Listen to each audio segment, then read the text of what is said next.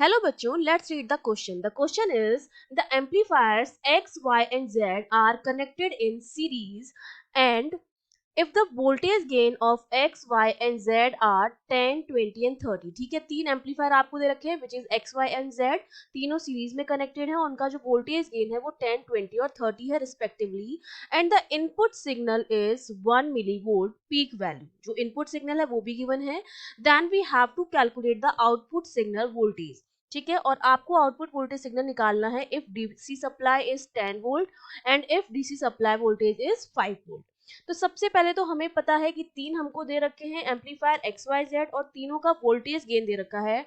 तो जो voltage gain होता है हमारा दैट इज वोल्टेज गेन जो होता है that is the ratio of output signal voltage divide by input signal voltage. ये हमारा जो होता है वो फॉर्मूला होता है वोल्टेज गेन का. Input signal voltage. अब हमको तीनों एम्पलीफायर का वोल्टेज गेन जो है वो दे रखा है, मतलब ए बी की जो वैल्यू है वो दे रखी है. ठीक है, आउटपुट सिग्नल वोल्टेज हमको कैलकुलेट करना है और इनपुट सिग्नल वोल्टेज जो है वो हमको गिवन है which is given is 1 milli volt. अब हमको जो वोल्टेज गेन है वो हमें क्या निकालना है, पहले तीनों का वोल्टेज गेन निकालना पड़ेगा.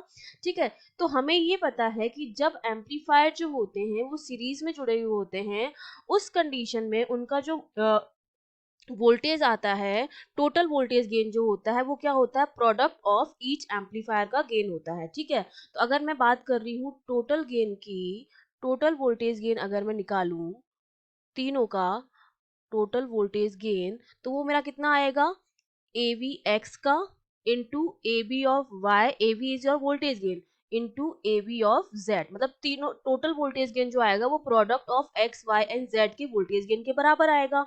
तो टोटल मेरे पास ए वी जो है वो कितना आ जाएगा, A V X given is 10, then it is 20, then it is 30. तो ए वी की जो वैल्यू आ गई मेरे पास वो कितनी आ गई, 6000 आ गई. तो अब मेरे पास ए वी की वैल्यू है, इनपुट सिग्नल भी है और आउटपुट सिग्नल आपको कैलकुलेट करना है. तो सिंपली मैं क्या करूंगी, इसमें वैल्यू पुट कर दूंगी. ठीक है, ए बी मेरा जो है that is 6000, that is equal to output signal आपको निकालना है, वी आउट आपको कैलकुलेट करना है. वी इन जो है वो आपको गिवन है 1 मिली वोल्ट, 1 इंटू 10⁻³ वोल्ट हो जाएगा आपका. तो यहाँ से मेरे पास जो वी आउट आएगा that is equal to 6000 into 1 into 10⁻³ that is equal to 6 volt. तो ये हमने क्या निकाल दिया है, ये हमने कैलकुलेट कर लिया है आउटपुट सिग्नल वोल्टेज. अब हमसे दो कंडीशंस दे रखी हैं कि अगर मेरी डीसी सप्लाई 10 वोल्ट हो उस कंडीशन में कितना आएगा आउटपुट सिग्नल वोल्टेज, और डीसी सप्लाई जो है वो 5 वोल्ट हो तो कितना आएगा. अब देखिए हमारा जो आउटपुट सिग्नल वोल्टेज आया है वो 6 वोल्ट आया है, वो इससे ज्यादा एक्सीड नहीं कर सकता है, not exceed more than this. ठीक है, इससे ज्यादा एक्सीड नहीं हो सकता है चाहे डीसी वोल्टेज जो हो कितना भी हो. इसका मतलब फर्स्ट वाली कंडीशन में जैसे 10 वोल्ट है डीसी सप्लाई वोल्टेज, लेकिन हमारा जो है 6 वोल्ट से ज्यादा एक्सीड नहीं कर सकता, तो इस कंडीशन में जो आउटपुट सिग्नल वोल्टेज आएगा वो आएगा 6 वोल्ट मोर देन दिस. और सेकेंड वाले में डीसी सप्लाई वोल्टेज जो है 5 वोल्ट है, तो डीसी अगर सप्लाई वोल्टेज हम कम कर देंगे तो हमारा जो आउटपुट जो होगा वो क्या हो जाएगा, डिक्रीज हो जाएगा, और ये भी हमारा कितना हो जाएगा 5 वोल्ट के बराबर हो जाएगा. तो फर्स्ट कंडीशन में तो ये 6 वोल्ट आएगा और सेकंड कंडीशन में ये कितना आएगा, 5 वोल्ट आएगा. Okay, I hope you understood well. All the best.